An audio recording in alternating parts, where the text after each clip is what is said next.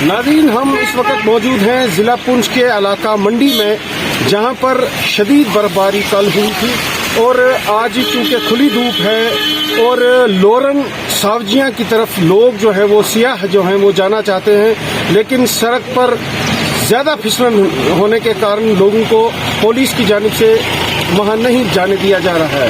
मैं यहाँ पर आप तमाम लोगों से यही कहूँगा कि आज तकरीबन मंडी सावजियां लोरन का रुख न करें, क्योंकि सड़क पर ज़्यादा फिसलन है, उसकी वजह से कोई भी जानी या माली नुकसान हो सकता है। आप देखते रहिए कश्मीर उज़्मा, कैमरामैन जहीर अब्बास के साथ मैं इशरत भट्ट। हाँ जी, आपका नाम? मेरा नाम आशिक अहमद है। मैं चेक टूर एंड ट्रेवल का जो सुबह स्टैंड है उसका प्रेसिडेंट हूँ।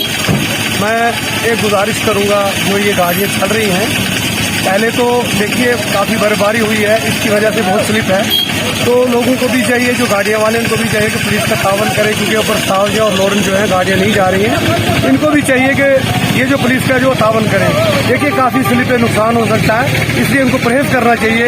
अगर किसी को ज़रूरी है तो वो पैदल आ सकता है, बस स्टैंड तक रोड ठीक है, बस स्टैंड से यहाँ तक वो पैदल आ सकते हैं।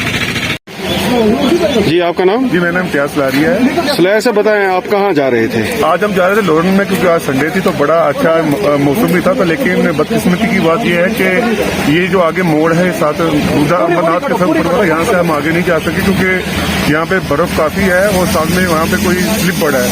तो मेरी गुजारिश है एडमिनिस्ट्रेशन से, क्योंकि ये जो हमारा इलाका है पुलिस का, ये बड़ा टूरिस्ट के हवाले से बड़ा अच्छा इलाका है, तो इसमें तो ये जो मेन रोड है इसको क्लियर किया जाए, क्योंकि लोग बेचारे पुलिस से आ रहे हैं, देखने हमें कितना शौक था, देखना हम नहीं जा सके। तो लोगों को क्या कहेंगे आप, क्योंकि आप होके आए वहाँ से? जी, मेरी यही